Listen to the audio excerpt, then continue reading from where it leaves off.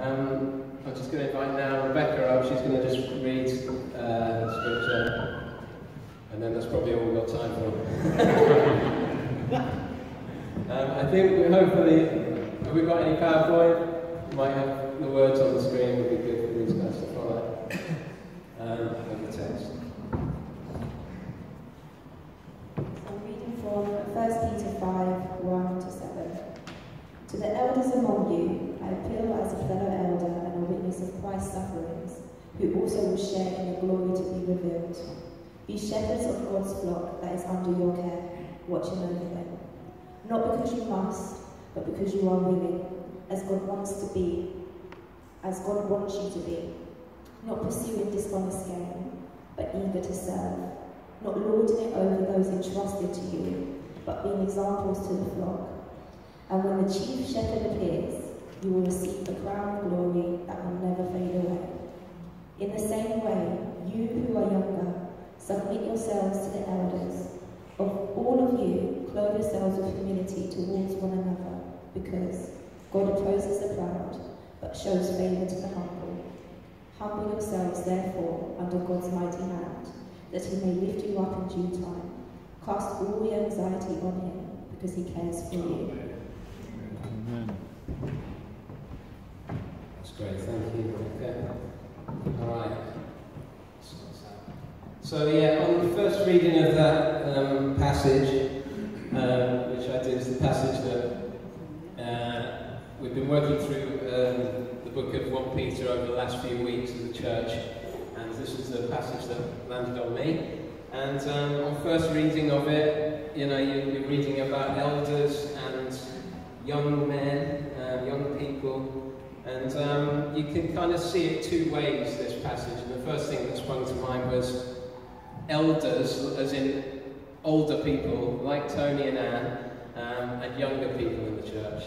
But really the passage is more talking about leaders in the church and followers, or others in the church that are not leaders as such.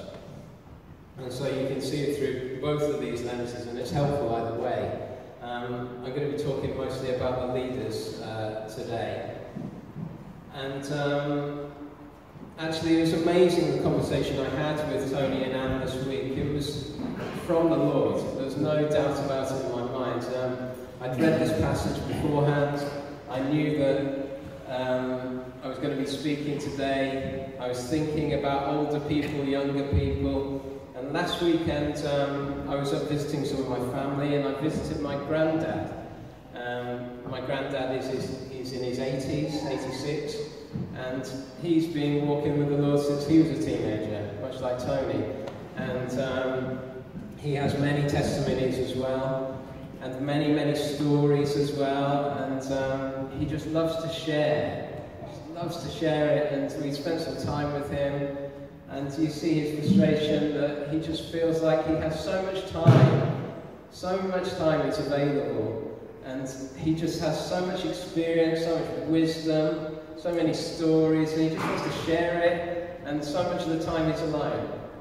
And it just, coming away from spending time with Grandad, I always love it, hearing his stories about, you know, the miraculous things God has done in his life. And he gave me some books as well. As he was like, just, you know, before you go, he's got 100, 200 books or something right now, hundreds of books. He said, before you go, just have a look around all my bookshelves and just take anything you want to take. He said, they're no good to me now. You know, I want you to benefit from this. You know, there's no point in, you know, I'm going to be dead soon, so you benefit from the books. So I went around and raided his bookshelves and came back with 10 new books, which is amazing. And driving home, Caroline and I were talking about the time with him, and we said, you know, there's people like Tony and Anne in our church that we need to start to get to know a bit more, I think, and start to appreciate more and value more. And it was certainly God's timing, because, you know, when I approached these guys and said, could I come and have a cup of tea, they just were so ready to share their lives with me and their stories, and, you know, and at that time, you know, Tony might tell you, they had been feeling a bit like, what is our place here? Are we bringing anything in this church? I said, you are! Just because you're here is something, yeah? your presence in the room is valued because it makes people feel, wow, this is a multi-generational church, a multi-ethnic church, and it's diverse with all the kids. We've just been celebrating that all these teenagers got to Soul Survivor. We want to celebrate those guys. We want to see them grow and raise up, but we want to value every single person that we have in this church and all that they bring, whatever age they are right now. So I encourage you, get to know some of the oldies amongst us, because they're gold. You know, there's just so much gold there. And yeah. Anne makes a good cup of tea as well. And so does Kathy. I got to know Kathy doing the Alpha course, so we're talking more about leaders and followers in the church today. So leading, according to this passage, is talking about being like a shepherd. And as I say, like a sheep as well, but being like a shepherd, not being like a CEO. You know, a CEO, Chief Executive Officer of some multinational giant company. I was reading that after the massive financial crash 2007, you know, which there were so many CEOs of all these big companies, none of the CEOs have been prosecuted since 2007 of these mega companies that went bust. And they all walked away and got to another job and made a bit more money somewhere else. That's not the kind of leader we want, is it, in church? We don't want to be led by people like that are out for their own gain. We want to be led by people who are out for the people. Yeah? We want to be led by people who are out for us. And it might be that you're a leader in another sphere of life, and you know, you might be a leader in your home, you know, if you're a parent. You might be a leader in your workplace in some way. You might be a leader in a sports team, a football team, or in many different areas. The passage that we read, 1 Peter there, is talking about the church, but there's stuff that I think we can all take and apply into different parts of our lives, wherever we are. So, there's a lot of direction given here to leaders, only a little bit to followers, because leading is a high calling. You know, if you aspire to be a leader, if you think, I'd like to stand on that stage and talk to everybody, great. We'd love to see more and more people coming and standing on the stage and talking to people. But it's a high calling, because once you're up here, people start to watch your life. And they start to see, you know, it's what he says on the stage, true of him on Monday morning, or any other time on a Friday at the pub. You know, is this the same? So it's a higher calling. Jesus, you know, he spoke, he says, leaders are to be like shepherds, not like hired hands. You know, the passage he talks about in John chapter 10, he says, you know, the shepherd cares for the sheep, because he owns the sheep, he loves the sheep, and he gives himself for the sheep. The hired hand is somebody who just comes and he, you know, gets his money and he goes home. He doesn't have care for the sheep. It says when the wolf comes, the hired hand runs. He saves himself. But the shepherd doesn't. He puts himself on the line on behalf of the sheep. And this is the kind of thing that we're talking about. We flick on one down. Anyone remember the film Karate Kid? It's an all-time favourite film of mine as a child and a teenager. I love this stuff, you know, the crane, you know. I can't do it. I don't know, it's the wrong thing. It does a bit of that, doesn't it?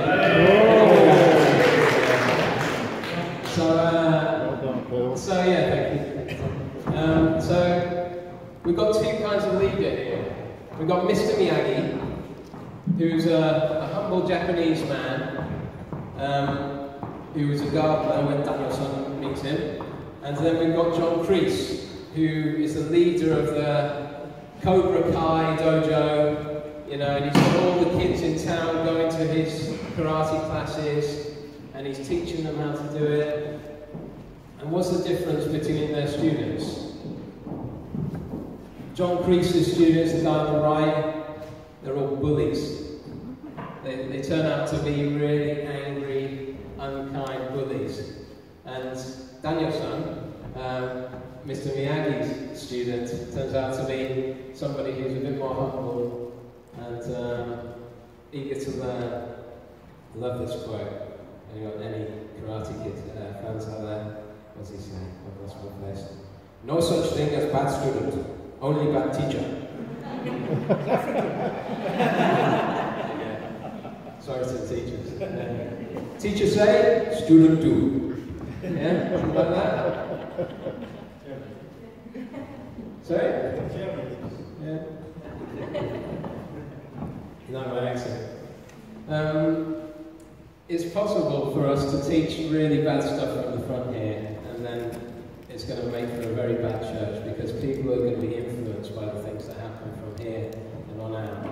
And if you're leading in some sphere in any area in this church, we've got leaders in doing the children's work, the youth work, we've got leaders of set-up teams, we've got leaders of worship band, we've got leaders of cafe team, we've got leaders of welcome team, we've got, what else have I missed?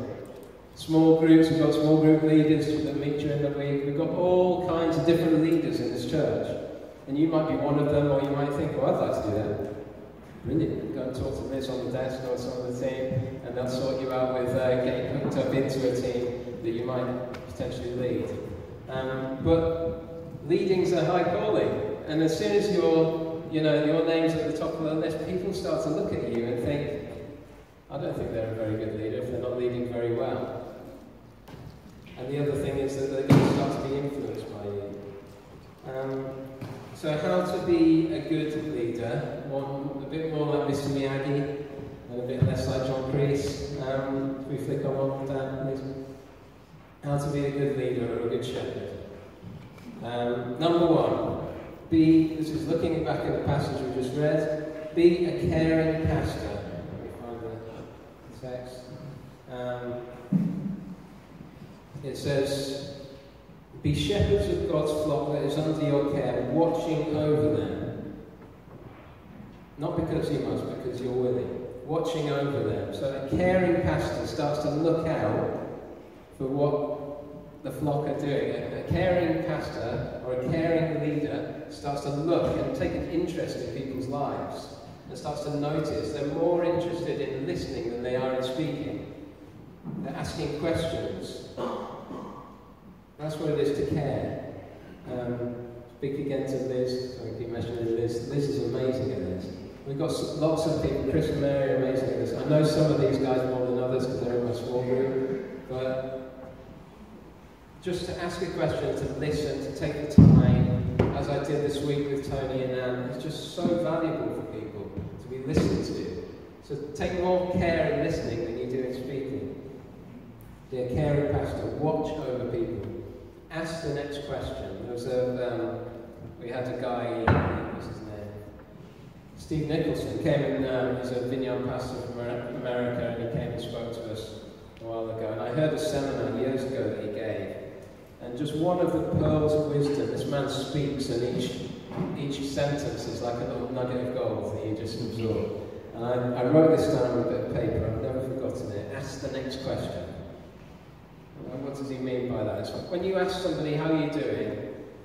And they give you a one-sentence answer, ask the next question. Don't just leave it there and walk away. Ask the next question. They say, not the easiest week. What happened? Why was it not easy? And then ask another question. Just pursuing people like that makes people feel loved. Makes people feel cared for. I'm talking to leaders, but it's kind of to everybody. Everybody can do this, yeah? We can all do it. Second one, how to be a good leader. Don't be self-important. Be a willing servant. It says, be shepherds of God's flock that's under your care, watching over them, not because you must, but because you're willing, as God wants you to be. Don't be self-important. Don't do it just because you have to, because that's my title, I'm the leader, and so I have to care for people and take an interest in that. No, do it because you're willing. Do it because it's an overflow of kindness to people and love to them. I've left it down there. Let me grab something on my bag. 2 books. One of them I nicked from Grandad, but one of them I thought I'd read next. This is good. This is one Leslie bought for me, gave to me a year or so ago. Ordinary Miracles by a chap called Chris Lane. I really like this. This is about self-importance. He says, I'd been speaking at a big Christian youth conference, festival thing, much like Soul Survivor probably, and our church were also running one of the cafes for the event. That afternoon I was vacuuming the floor of the cafe, getting ready to open, when a teenager walking past me saw me and came in. She stared for a moment and came over to me and said, "Excuse me, but are you the guy that was speaking on the main stage this morning?" I said, "Yes." And she said, "So you were up there this morning and now you're in here doing the vacuuming? Wow, that's so amazing." He said, "For a while I was overtaken by the moment. I was the humble preacher, the vacuuming pastor." Equally at home on the stage and cleaning up cafes. I deliberately vacuumed near the door for a while longer, just in case someone else might notice me.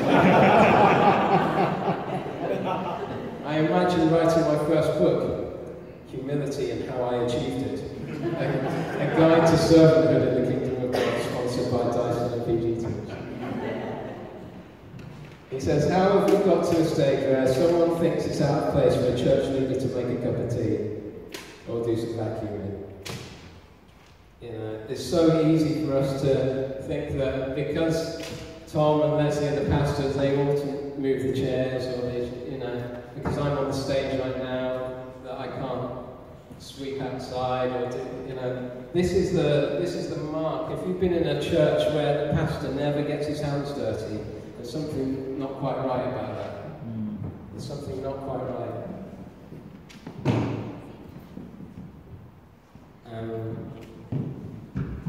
Number 3, don't pursue prosperity. Prioritize your sheep over yourself. It says in verse 2, be shepherds of God's flock that's under your care, watching over them, not because you must, but because you're willing as God wants you to be, not pursuing dishonest gain, but eager to serve.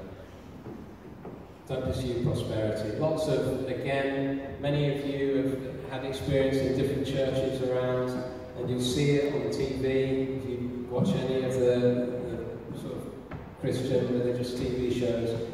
There's a lot out there that's pursuing prosperity. There's a lot out there of what can I get? How can I make some money out of this ministry? It's pursuing dishonest gain. The Bible says don't pursue dishonest gain when you're leading people, when you're shepherding the flock. Don't pursue dishonest gain. It's not about how much money you're making. It's not about how big your car is or how big your house is or if you've got your own plane. We have to avoid this stuff. 4thly, don't pursue power, model humility.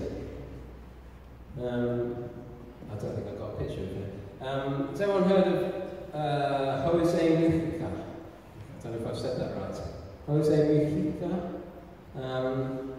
He was the former Uruguayan president from 2010 to 2015. He was, became famous or known as the world's humblest head of state. He's been in the news quite recently again, I think.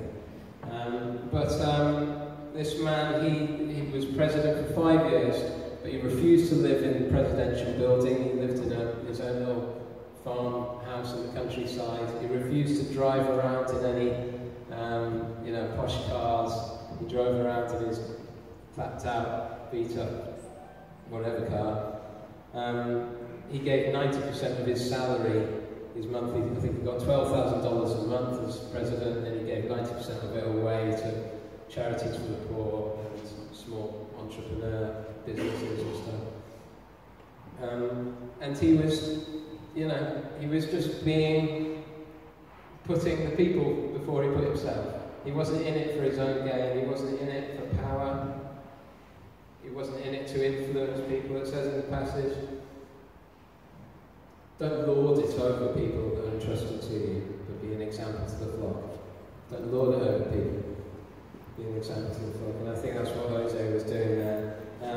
Also noticed this week, Pope Francis has been visiting Ireland. Many of you will have seen, Catholic Pope, and he arrived in Ireland on his plane. Do you know the name of his plane, anyone? Shepherd One, thank you. Another point of this at the back. Shepherd One is the name of the Pope's plane. And it's quite, it's sort of ironic in terms of, the purpose, largely the purpose of the trip that's been dominated, at least, the trip to Ireland has been dominated by his, just, I don't know, sadness, sharing his sadness over all of the suffering that has happened in Ireland at the hands of Catholic priests over the years and schools and things. And these are people who have not been good shepherds to the flock under their care. And thankfully, the Pope is there to at least, show some level of, try to make some level of peace back with the people there. But it's a difficult process when so much of, I was watching the thing, said that, the last Pope visit 40 years ago, it was 95% Catholic nation in Ireland. Now it's, largely secular, largely people have just turned away from God because of what's happened by poor shepherds. Shepherds who didn't care for the flock, they cared for themselves. So, these are things that we can all take. It's not just about only the leaders in the church, this is for everybody. Yeah? This is for everybody. There's another Vineyard phrase, well-known phrase, is everybody gets to play. So whether you're officially a leader or not, you can still do this stuff. We can all do this stuff together. And, talking to people who are maybe not even yet a Christian or a follower of Jesus, and you're not really sure what you think, but you have to know that to be a follower of Jesus is humility from start to finish. It's not about power, it's not about gain, it's not about pride, it's about humility. And we have to begin by recognizing our own needs for God, our own sinfulness, our own brokenness, our own attitude towards God that's rebellious naturally, and we have to turn towards Him, and we have to begin on our knees. Tony, I love that testimony. How many people came to faith in Jesus in an army barracks, bending on their knees in a room full of soldiers? Isn't that an amazing testimony?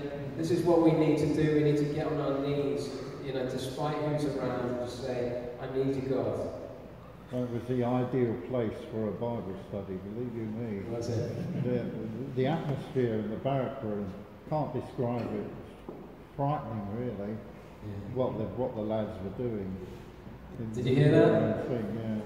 So he said it was an ideal place for a Bible study. The spiritual warfare in that place. Absolutely, the things that the guys are up to. So we need to start on our knees. We need to get on our knees. It's not like there's super Christians like Tom and Leslie or anybody else that's visible. It's about us all recognizing that we all need God. We all need Him. We can't save ourselves. We can't earn our salvation by doing good things.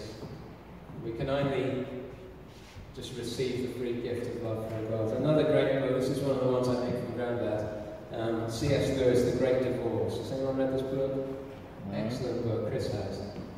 Excellent book. It's a little difficult reading, it's a bit in the old English, but it's an amazing book of fantasy about,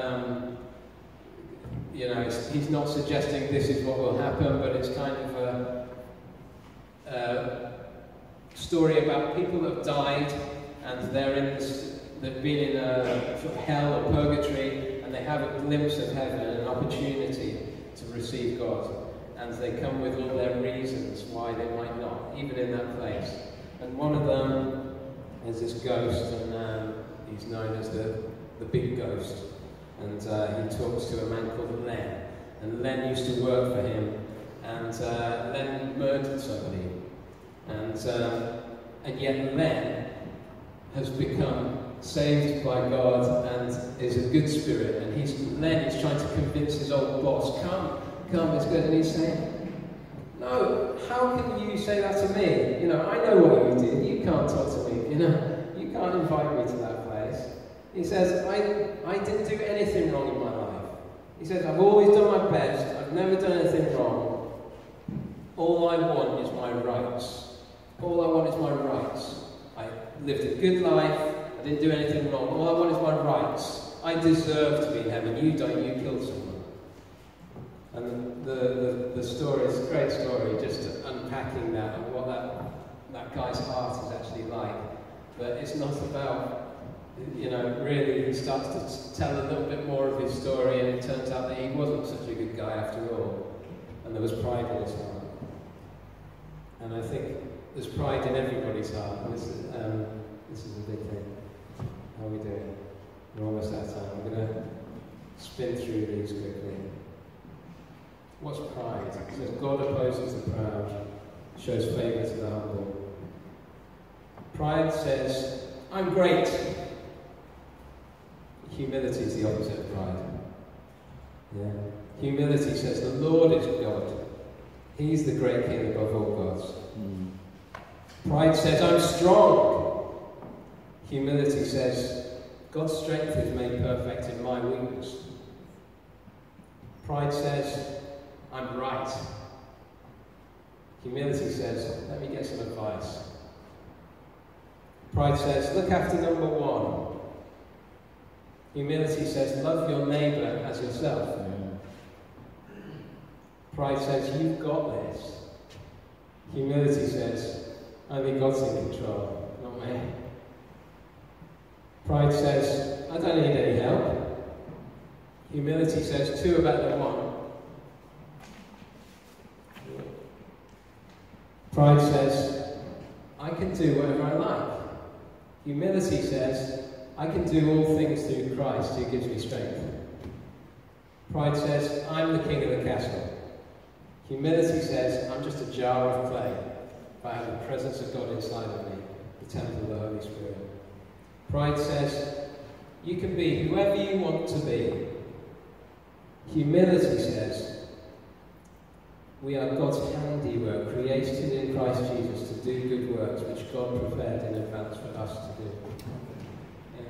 You see the difference between pride and humility? Pride says, you know, it's just pushing itself forward all the time. And humility says, no, I'm going to draw back, I'm going to submit to my knees, and I'm going to say, God, what do you want from me? You know, Joyce Meyer said, I've got a quote from Joyce Meyer, and she said, pride, it's not working. Pride is the most dangerous thing, what she said. I'm looking for it. It's there now. We don't realise how dangerous pride is and how powerful humility is. You know, in life, we think of pride as just a little sin, but actually it's like the mother of all sins. It's the thing that caused the serpent to turn against God. It's the thing that caused Satan to fall from heaven in the first place. That standing up and thinking that I can be in control, I can choose life myself, I can manage everything. But when we recognise how small we are next to how great God is, that's the beginning of following Jesus. Yeah, we need to start on our knees. It says at the end, in that passage, it says, Jesus, the chief shepherd, will come and give a reward. And, you know, Jesus is the chief shepherd. He's the leader of leaders, he's the head of the church. And he's going to return, and he's going to separate the sheep from the goats. You know, again, we read this in Matthew 25. It says Jesus is going to come, and he's going to separate the sheep from the goats. So he's saying here that we need to be like shepherds, but he's also saying we need to be like sheep. We need to follow the shepherd. We need to follow the chief shepherd. And the irony is, and I spoke about this the last time I spoke, the upside-down kingdom of God is that Jesus himself was also, he was the chief shepherd, but he was also the lamb who was slain. And he was like the weakest of the sheep, who came and gave his life as a ransom for many.